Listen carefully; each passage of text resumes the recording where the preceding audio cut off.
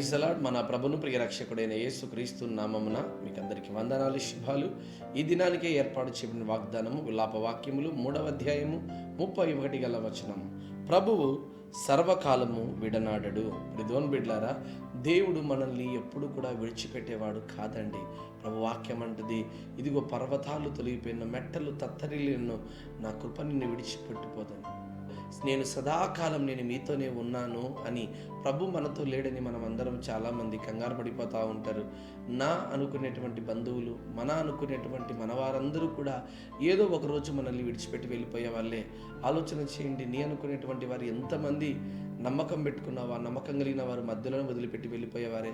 కానీ దేవాది దేవుడు మాత్రం నిన్ను విడిచిపెట్టేవాడు కాదండి. అందుకే నిన్ను విడువను, ఎడబాయను అని వాక్యం తెలియజేయబడతా ఉంది.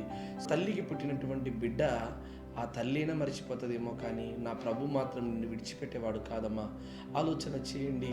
ఈరోజు యేసుక్రీస్తు ప్రభువారు కల్వరి శిలువలో మరణిస్తున్నప్పుడు ఆయన మరణించిన తర్వాత తన తల్లి బాధ్యతను ఎవరు తీసుకోవాలి, ఆ తల్లి యొక్క ఆరోగ్య స్థితిగతులు ఎవరు చూసుకోవాలని ఆలోచన చేసి అక్కడ ఉన్నటువంటి యోహాను గారికి అప్పచెప్పాడు. ఎందుకు తెలుసా? నేను వెళ్ళిపోతే నా తల్లి పరిస్థితి ఏంటి అని ఆయనకు ముందుగానే తెలిసినవాడు గనుక. చూడండి, ప్రభు ఎలాంటి ప్రేమ కలిగిన వాడో, ప్రభు ఎలాంటి ప్రేమ కలిగిన వాడో మనం ఎరిగినటువంటి వారిగా ఉన్నాం. యేసుక్రీస్తు ప్రభువారు మనల్ని ఎప్పుడు కూడా విడిచిపెట్టేవాడు కాదు.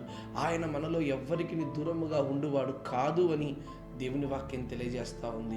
ప్రభు మనల్ని విడిచిపెట్టువాడు కాదండి. సర్వకాలము సదాకాలం మనతోనే ఉంటున్నాడు. అయితే ఆయన అంటున్నాడు, ఇదిగో నేను మేఘాల మీద మరలా రాబోతున్నాను, నేను వచ్చే వరకు మిమ్మల్ని మీరు సిద్ధపాటు కలిగి ఉండండి.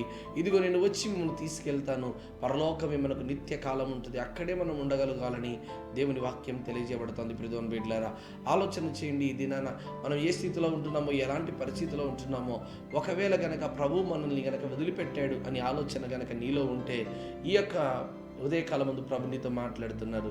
నీ బంధువులు, నీ ఆత్మీయులు అనేక మంది నిన్ను వదిలిపెట్టిండొచ్చేమో, కానీ నా ప్రభు మాత్రం నిన్ను విడిచిపెట్టాడు, ఎన్నడూ త్రోసివేయడు. కనుక ప్రభు మనతో ఉన్నాడు, సదాకాలం మనతోనే ఉన్నాడు. కనుక భయపడక, కంగారు పడక ప్రభుత్వాన్ని బ్రతుకుదాం, నిత్యరాజ్యంలో ఉందాం. దేవుడు ఈ దినానికి దయచేయను గాక. ఆమేన్.